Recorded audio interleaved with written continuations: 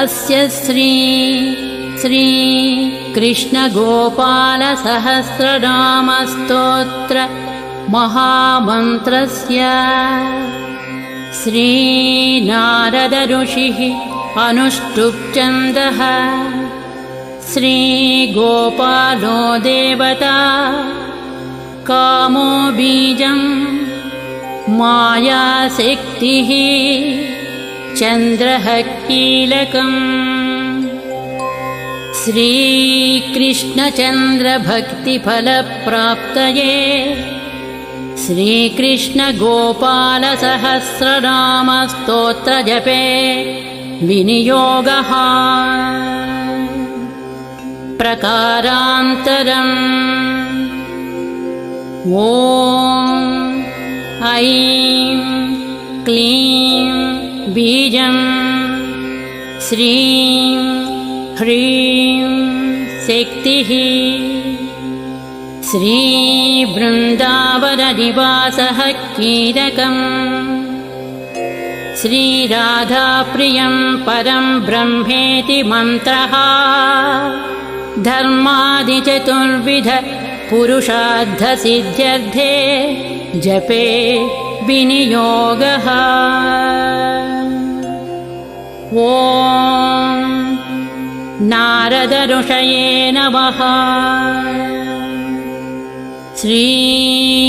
श्रीगोपालकृष्ण देवतायै नमः ध्यानम् कस्तूरीतिलकम् ललाटफलके वक्षस्थले कौस्तुभम् नासाग्रे वरमौक्तिकम् करतले वेणुं करे कङ्कणम् सर्वाङ्गे हरिचन्दनं च कलया कण्ठे च मुक्तावलिम् गोपस्त्री परिवेष्टितो विजयते गोपाल चूडामणिः ॐ श्रीगोपालो महीपालो वेदवेदाङ्गपारगः कृष्णः कमलपत्राक्षः पुण्डरीकः सनातनः ॐ श्रीगोपालो महीपालो वेदवेदाङ्गसारगः कृष्णः कमलपत्राक्षः पुण्डरीक सनातनः गोपतिर्भूपतिस्यास्ता प्रहर्ता विश्वतोमुखः आदिकर्ता महाकर्ता महाकालः प्रतापवान् जगज्जीवो जगद्धाता जगद्भर्ता जगद्वसुः मत्स्यो भीमः भर्ता हर्ता वाराहमूर्तिमान् नारायणो ऋषिकेशो गोविन्दो गरुडध्वजः गोकुलेशो महाचन्द्रः सर्वरीप्रियकारकः कमलामुखलोलाक्षः पुण्डरीकस्वभावः दुर्वासाः कपिलो भौमसिन्धुस्सागरसङ्गमः गोविन्दो गोपतिर्गोत्रः कालिन्दी प्रेमपूरकः गोपस्वामी गोकुलेन्द्रः गोवर्धनवरप्रदः नन्दादिगोकुलत्राता दाता दारिद्र्यभञ्जनः सर्वमङ्गलदाता च सर्वकामवरप्रदः आदिकर्ता महीभर्ता सर्वसागरसिन्धुजः गजगामी गजोद्धारी कामी कामकलानिधिः कलङ्करहितश्चन्द्रो बिम्बास्यो बिम्बसत्तमः मालाकारकृपाकारः कोकिलस्वरभूषणः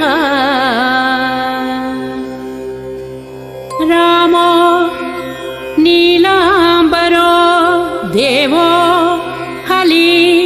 द्विवदमर्दनः सहस्राक्षपुरीभेत्ता महामारी विनाशनः शिवः शिवतमोऽभ्येत्ता बलारातिप्रपूजकः कुमारी वरदायी च वरेण्यो मीनकेतनः नरो नारायणो धीरो धरावतिरुदारधीः श्रीपतिः श्रीनिधिः श्रीमान् मापतिः प्रतिराजः बृन्दापतिः कुलं ग्रामी धाम ब्रह्म सनातनः रेवतीरमणो रामः प्रियश्चञ्चललोचनः रामायणशरीरश्च रामो रामः श्रियः पतिः सर्वरः सर्वरी सर्वः सर्वत्र शुभदायकः राधा राधयिता राधी राधा चित्तप्रमोदकः राधारतिसुखोपेतो राधामोहनतत्परः राधावशीकरो राधाहृदयाम्बोजषट्पदः राधालिङ्गनसम्मोदो राधानर्तनकौतुकः राधा सङ्गातसम्प्रीति राधा कामफलप्रदः बृन्दापतिः कोकनिधिः कोकशोकविनाशनः चन्द्रापतिः चन्द्रपतिः चण्डकोदण्डभञ्जनः रामो दाशरथी रामो भृगुवंशसमुद्भवः रामो दाशरथी रामो भृगुवंशसमुद्भवः आत्मा रामो जितक्रोधो मोहो मोकान्धभञ्जनः वृषभानुभवो भावी काश्यपिः करुणानिधिः कोलाहलो हलो हाली हली हलधरप्रियः राधामुखाब्जमार्ताण्डो भास्करो रविजो विधुः विधिर्विधाता वरुणो वारुणो वारुणीप्रियः रोहिणी हृदयानन्दी वसुदेवात्मजो बलिः नीलाम्बरो रौहिणेयो जरासन्धवधोमलः नागो जवाम्भो विरुदो वीरः वरदो बली गोपदो विजयी विद्वान् सिपिविष्टः सनातनः परशुरामवचोग्राही वरग्राही शृगालः धमघोषोपदेष्टा च रथग्राही सुदर्शनः वीरपत्नी यशस्त्राता जराव्याधि विघातकः द्वारकावास तत्त्वज्ञो हुतासनवरप्रदः यमुनावेगसंहारी नीलाम्बरधरः प्रभुः विभुः सरासरो धन्वी गणेशो गणनायकः लक्ष्मणो लक्षणो लक्षो रक्षो वंशविनाशकः वामनो वामनीभूतो वमनो वमनारुहः यशोदानन्दनः कर्ता यमलार्जुनमुक्तिदः उलूखली महामानो दामबद्धा त्वयि शमी भक्तानुकारी भगवान् केशवः अचलधारकः केशिः मधुः मोही वृषासुरविघातकः अघासुरविघाती च पूतना मोक्षदायकः कुब्जा विनोदी भगवान् कंसमृत्युर्महामुखी अश्वमेधो वाजपेयो गोमेधो नरमेधवान् कन्दर्पकोटिलावण्यः चन्द्रकोटिसुशीतलः रविकोटिप्रतीकासो वायुकोटिमहाबलः ब्रह्मा ब्रह्माण्डकर्ता च कमलावाञ्छितप्रदः कमली कमलाक्षश्च कमलामुखलोलुपः कमलाव्रतधारी च कमलाभः पुरन्दरः सौभाग्याधिकचित्तश्च महामायी मदोत्कटः ताटकारी सुरत्राता मारीचक्षोभकारकः विश्वामित्रप्रियो दान्तो रामो राजीवलोचनः लङ्काधिपकुलध्वंसी विभीषणवरप्रदः सीतानन्दकरो रामो वीरो वारिधिबन्धनः खरदूषणसंहारी साकेतपुरवासवान् चन्द्रावलिपतिः कूलः केशिकंसवधोवरः माधवो मधुः माध्वी माध्विको माधवी विभुः मुञ्जाटवी गाहमानो धेनुकारिर्दशात्मजः वंशी वटविहारी च गोवर्धनवनाश्रयः तथा तालवनोद्देशी भाण्डीरवनशङ्करः तृणावर्तकृपाकारी वृषभानुसुतापतिः राधाप्राणसमो राधावदनाब्जवधूकटः गोपीरञ्जनदैवज्ञो लीलाकमलपूजितः क्रीडा कमलसन्दोः गोपिका प्रीतिरञ्जनः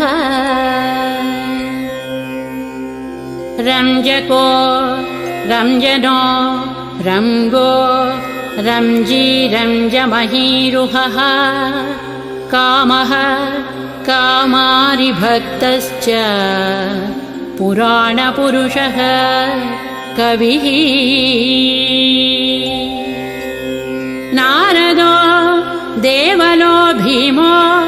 बालो बालामुखाम्बुजः अम्बुजो ब्रह्मसाक्षी च योगी दत्तवरो मुनिः वृषभः पर्वतो ग्रामो नदीपवनवल्लभः पद्मनाभः सुरज्येष्ठो ब्रह्मरुद्रो हि भूषितः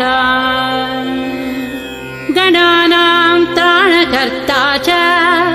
गणेशो ग्रहिणो ग्रही गणाश्रयो गणाध्यक्षो क्रोडीकृतजगत्त्रयः यादवेन्द्रो द्वारकेन्द्रो मधुरावल्लभोधुरी भ्रमरः कुन्तली कुन्ती सुतरक्षी महामनाः यमुना वरदाता च काश्यपस्य वरप्रदः शङ्खचूडवदोद्धामो गोपीरक्षणतत्परः पाञ्चजन्यकरो रामी त्रिरामी वनजोजयः फाल्गुनः फल्गुनसखो विराधवदकारकः रुक्मिणी प्राणनाथश्च सत्यभामा प्रियङ्करः कल्पवृक्षो महावृक्षो दानवृक्षो महाफलः अंकुशो भूसुरो भावो भामको भ्रामको हरिः सरलस्याश्वतो वीरो यदुवंशशिवात्मकः प्रद्युम्नो बलकर्ता च प्रहर्ता दैत्यः प्रभुः महाधनो महावीरो वनमाला विभूषणः तुलसीदामसो भार्यो जालंधर विनाशनः सूरः सूर्यो मृकुण्डुश्च भास्वरो विश्वपूजितः रविस्तमोः वह्निश्च बाडबो बडबानलः दैत्यदर्पविनाशी च गरुडो गरुडाग्रजः गोपीनाथो महीनाथो बृन्दानाथो वरोधकः प्रपञ्ची पञ्चरूपश्च लतागुल्मश्च गोमतिः गङ्गा च यमुनारूपो गोदा वेत्रवती तथा कावेरी नर्मदा तापी गण्डकी सरयूरजः राजसस्तामसः सत्त्वी सर्वाङ्गी सर्वलोचनः सुधामयो अमृतमयो योगिनां वल्लभः शिवः बुद्धो बुद्धिमतां श्रेष्ठो विष्णुर्विष्णुः शचीपतिः वंशी वंशधरो लोपो विलोपो मोहनाशनः रवरावो रवो रामो बलो बालो बलाहकः शिवो रुद्रो नलो नीलो लाञ्चली लाञ्चलाश्रयः पारदः पावनो हंसो हंसारूढो जगत्पतिः मोहनी मोहनो मायी महामायो महासुखी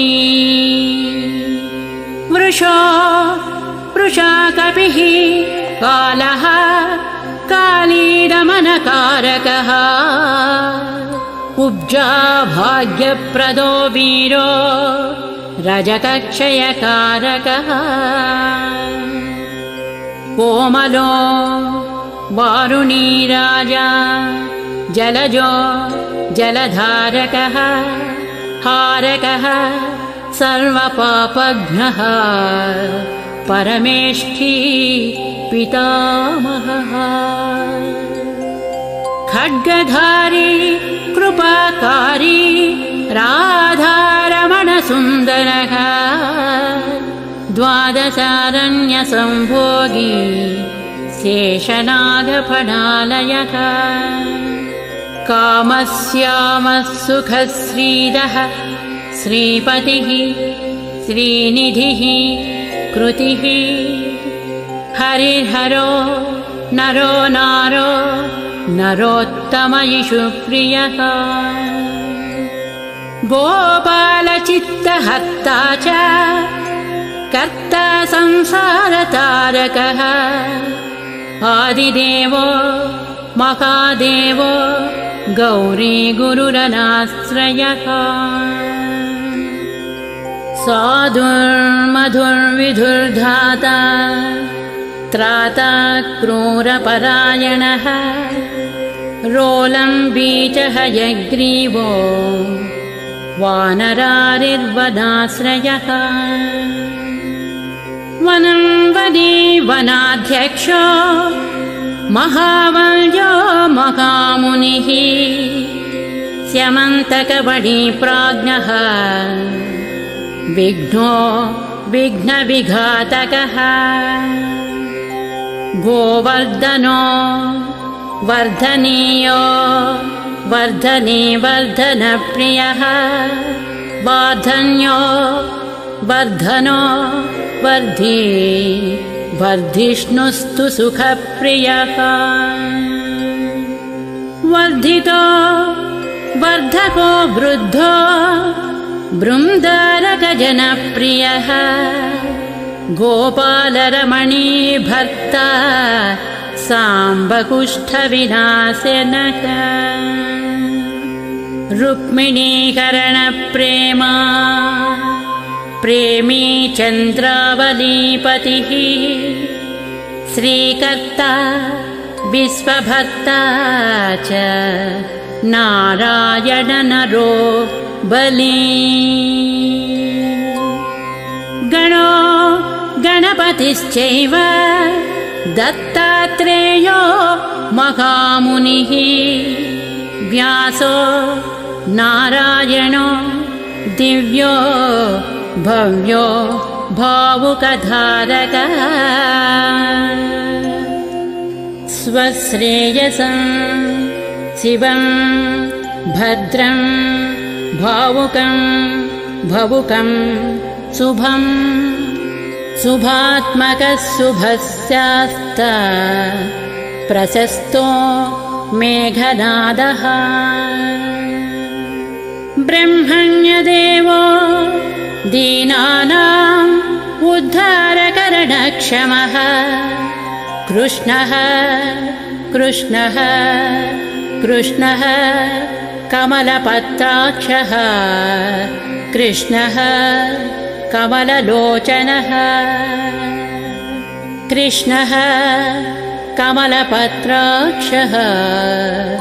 कृष्णः कमललोचनः कृष्णः कामी सदा कृष्णः समस्तप्रियकारकः नन्दो नन्दी महानन्दी मादी मादनकः किली मीली हिली गिली गोली गोलो गोलालयो गुली गुग्गुली मारकी शाखी वटः पिप्पलकः कृती म्लेच्छः कालहर्ता च यशोदा यश एव च अच्युतः केशवो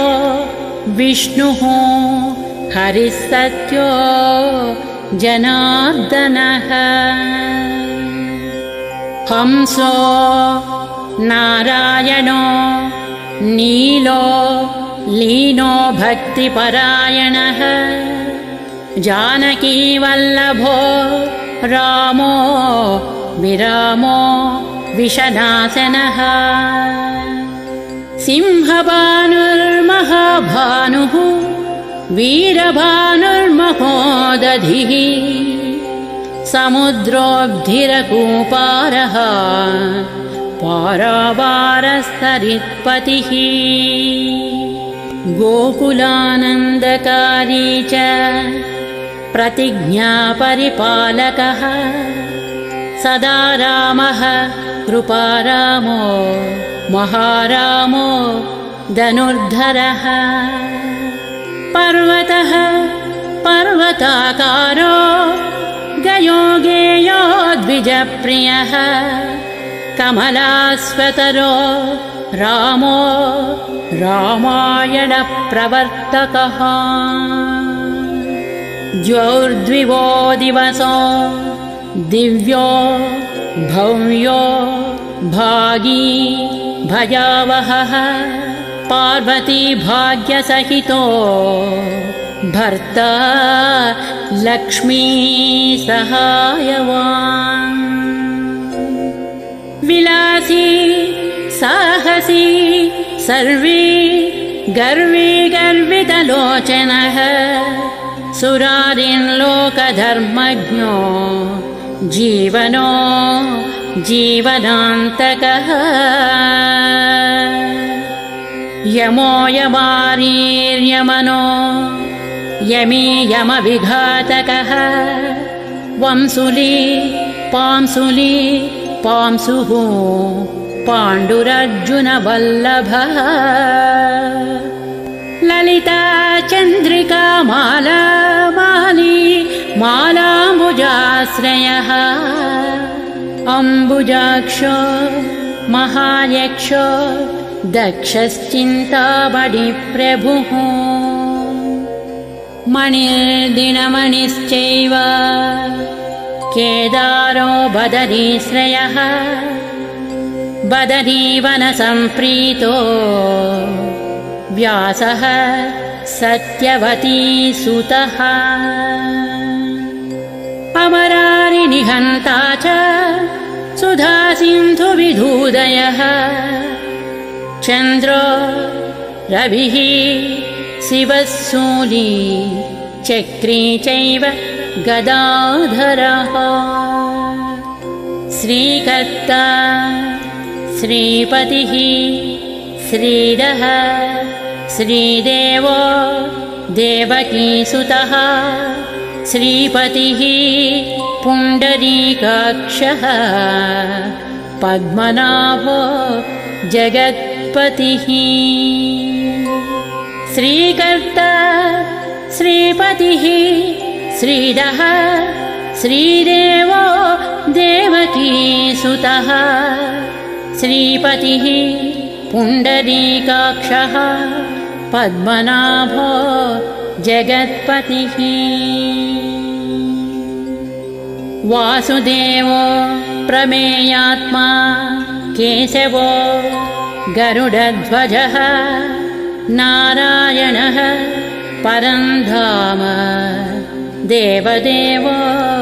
महेश्वरः चक्रपाणिः कलापूर्णो वेदवेद्यो दयानिधिः भगवान् सर्वभूतेषु गोपालः सर्वपालकः अनन्तो निर्गुणो नित्यो निर्विकल्पो निरञ्जनः निराधारो निराकारो निराभासो निराश्रयः पुरुषः प्रणवातीतो मुकुन्दः परमेश्वरः क्षणावनिः सार्वभौमो वैकुण्ठो भक्तवत्सलः विष्णुर्दामोदरः कृष्णो माधवो मधुरापतिः देवकी गर्भसम्भूतो यशोदावत्सलो हरिः शिवः सङ्कर्षणः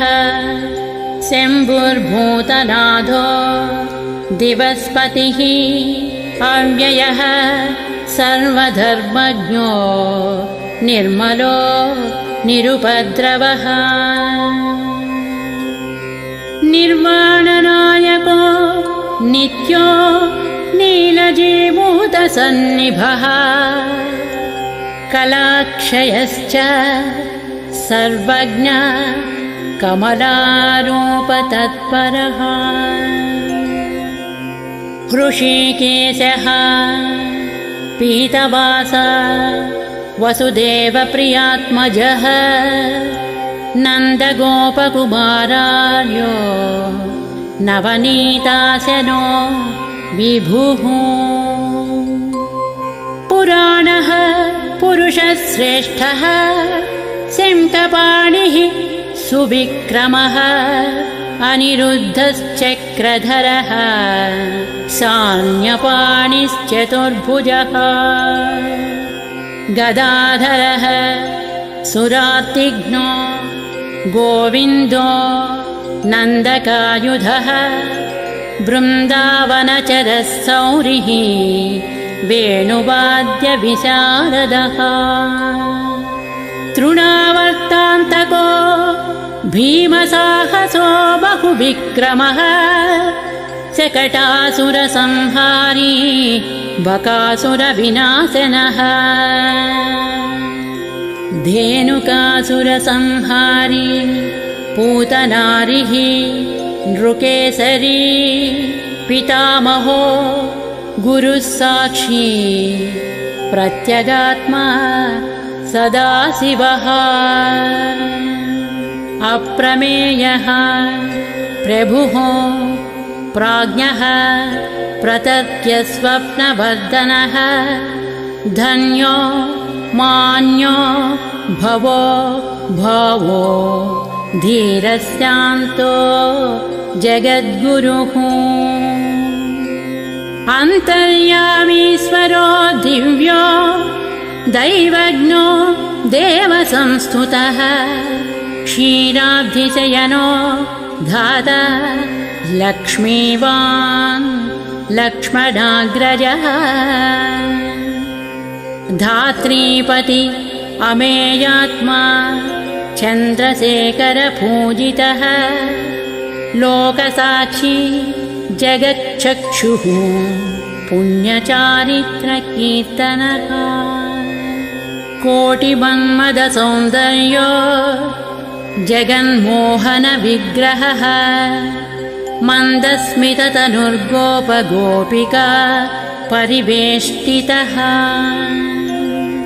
पुल्लारविन्दनयनः चाणूरान्ध्रनिषूदनः इन्दीवरदलश्यामो बर्हि बर्हावतंसकः मुरलीनिनद आह्लादो दिव्यबालाम्बरावृतः सुकपोलयुगः शुभ्रो युगलः सुललाटकः कम्बुग्रीवो विशालाक्षो लक्ष्मीवान् शुभलक्षणः पीनवक्षाश्चतुर्बाहुः चतुर्मूर्तिस्त्रिविक्रमः कलङ्करहितः शुद्धो दुष्टशत्रुनिबर्हणः किरीटकुण्डलधरः कटकाङ्गदमण्डितः मुद्रिकाभरणोपेतः कटिसूत्रविराजितः मञ्जीररञ्जितपदः सर्वाभरणभूषितः विन्यस्तपादयुगलो दिव्यमङ्गलविग्रहः गोपिकानयनानन्दः पूर्णचन्द्रनिभाननः समस्तजगदानन्दः सुन्दरो लोकनन्दनः यमुनातीरसञ्चारी राधामन्मथ वैभवः गोपनारीप्रियोदान्तो गोपीवस्त्रापहारकः शृङ्गारमूर्तिः श्रीधामा तारको मूलकारणम् सृष्टिसंरक्षणोपायः क्रूरासुरविभञ्जनः नरकासुरसंहारी मुरारिर्वैरिमर्दनः आदितेयप्रियो दैत्यभीकरो यदुशेखरः जरासन्दकुलध्वंसी कंसारातिः सुविक्रमः पुण्यश्लोकः कीर्तनीयो यादवेन्द्रो जगन्नुतः रुक्मिणीरमणः सत्यभामा जाम्बवती प्रियः मित्रविन्द नाग्नजिती लक्ष्मणा समुपासितः सुधाकरकुले जातो ननन्तः प्रबलविक्रमः सर्वसौभाग्यसम्पन्नो द्वारकापट्टणस्थितः भद्रा सूर्यसुतानाथो लीलामानुष विग्रहः सहस्र षोडशस्त्रीशो भोगमोक्षैकदायकः वेदान्तवेद्यः संवेद्यो वैद्यो ब्रह्माण्डनायकः गोवर्धनधरो नाथः सर्वजीवदयापरः मूर्तिमान् सर्वभूतात्मा आर्तत्राणपरायणः सर्वज्ञः सर्वसुलभः सर्वशास्त्रविशारदः षड्गुणैश्वर्यसम्पन्नः पूर्णकामो दुरन्धरः महानुभावः कैवल्यदायको लोकनायकः आदिमध्यान्तरहितः शुद्धसात्विक विग्रहः असमानः समस्तात्मा शरणागतवत्सलः उत्पत्तिस्थितिसंहारकारणम् सर्वकारणम् गम्भीरः सर्वभावज्ञः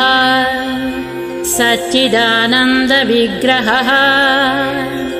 विश्वक्सेनः सत्यसन्धः सत्यवाक् सत्यविक्रमः सत्यव्रतः सत्यरतः सत्यधर्मपरायणः आपन्नार्तिप्रशमनो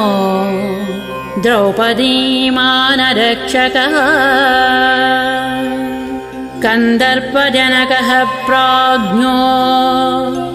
जगन्नाटकवैभवः भक्तवस्यो गुणातीतः सर्वैश्वर्यप्रदायकः दमघोषसुतद्वेषी बाणबाहुविखण्डनः भीष्मभक्तिप्रदो दिव्यः कौरवान्वयनाशनः कौन्तेयप्रियबन्धुश्च पार्थरथः सारथिः नारसिंहो महावीरः स्तम्भजातो महाबलः प्रह्लादवरदः सत्यो देवपूज्यो भयङ्करः उपेन्द्र इन्द्र वरजो वामनो बलिबन्धनः गजेन्द्रवरदः स्वामी सर्वदेव नमस्कृतः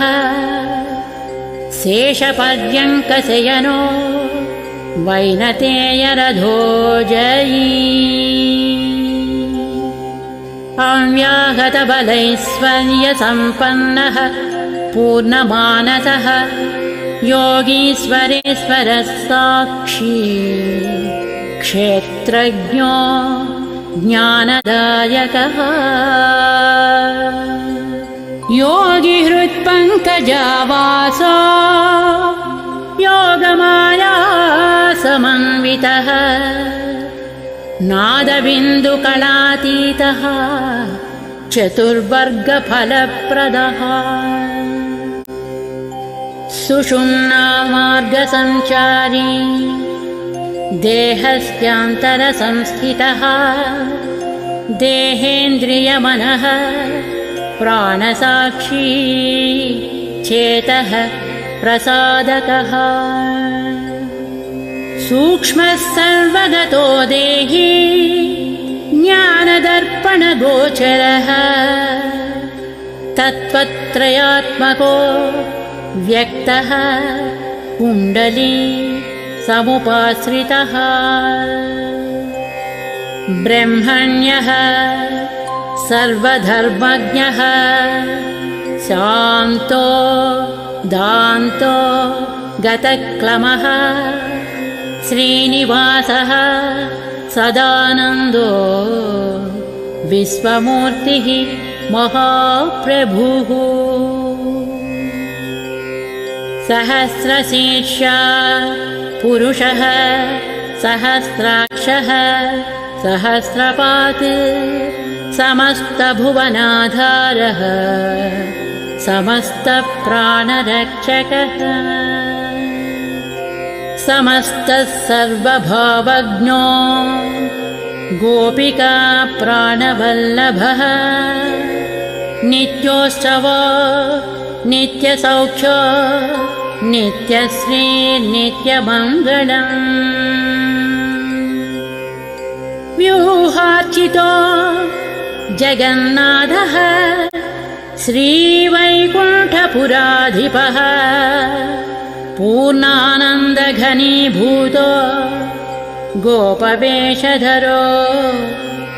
हरिः कलापकुसुमश्यामः कोमलस्यान्तविग्रहः गोपाङ्गनावृतो अनन्तो बृन्दावनसमाश्रयः वेणुनादरतश्रेष्ठो देवानां हितकारकः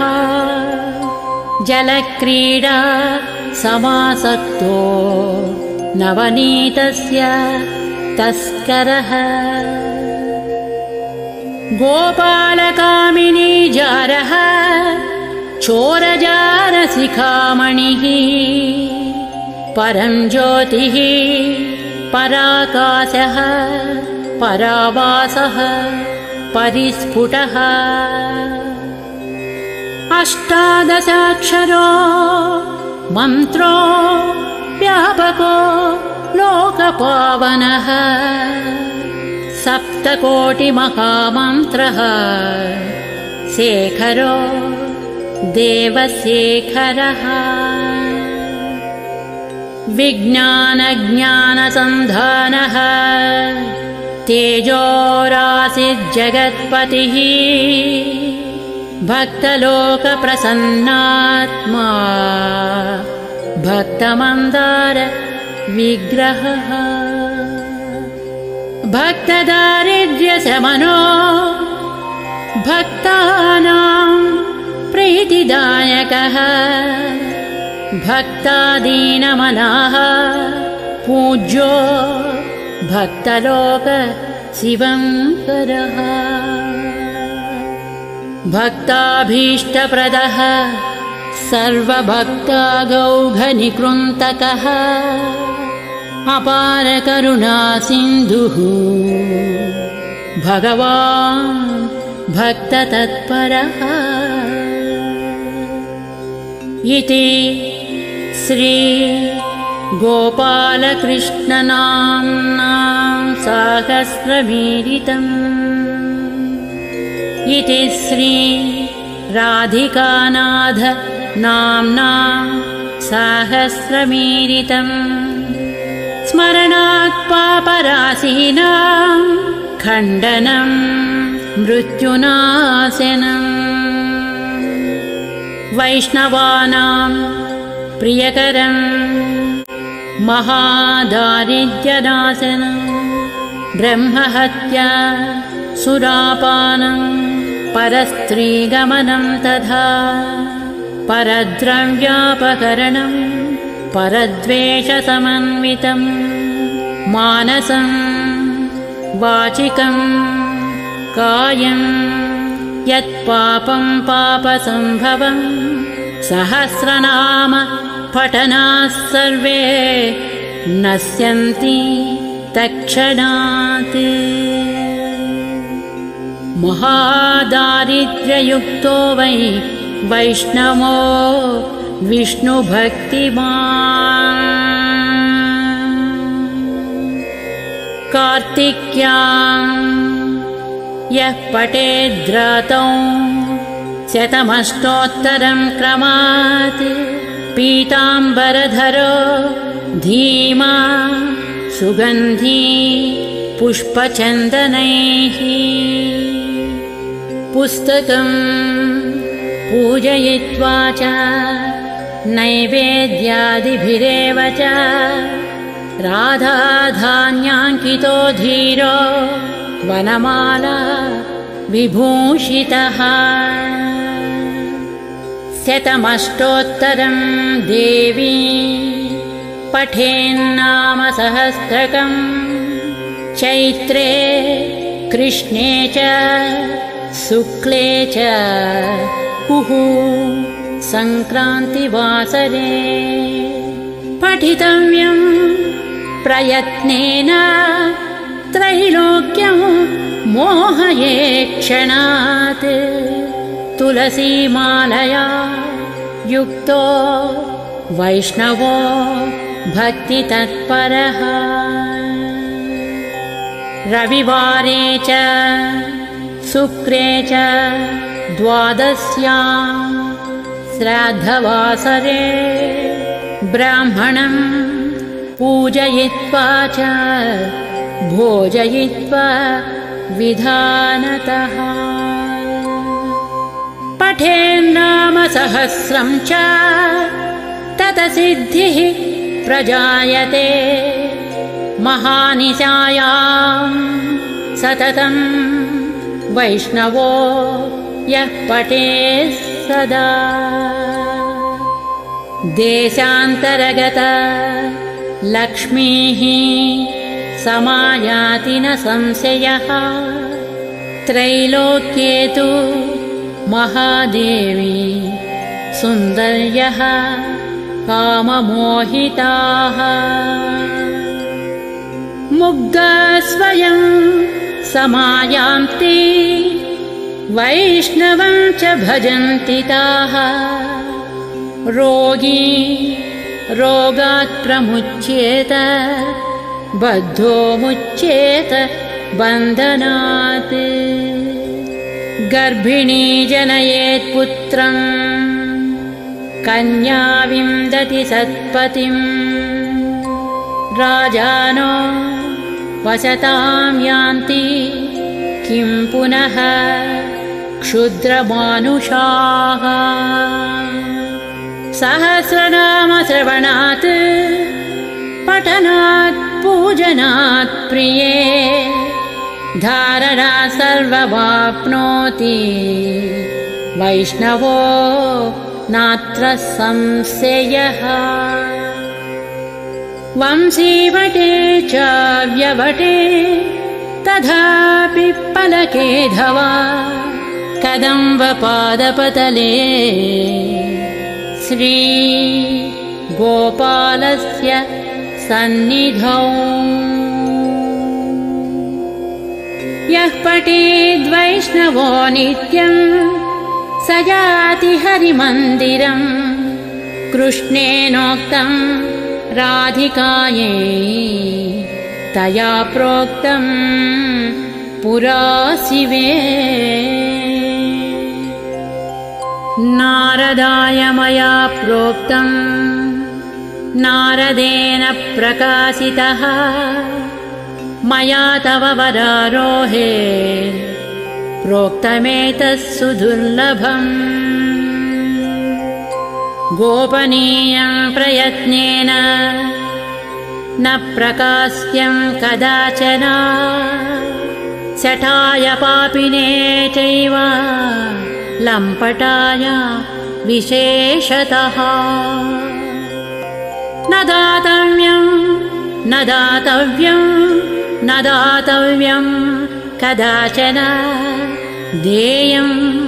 शान्ताय शिष्याय विष्णुभक्तिरताय च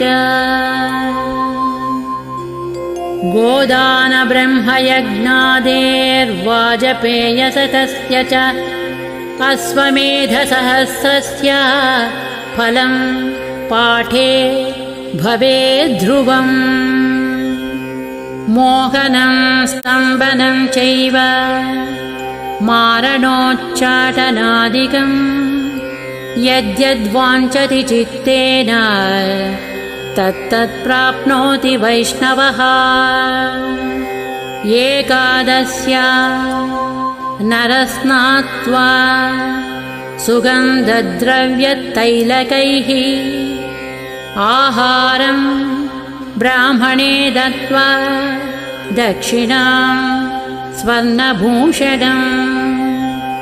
ततः प्रारम्भकर्तासौ सर्वं प्राप्नोति मानवः शतावृत्तसहस्रं च यः पठेत् वैष्णवो जनः श्री वृन्दावनचन्द्रस्य प्रसादात् सर्वमाप्नुयात् यद्गृहे पुस्तकं देवी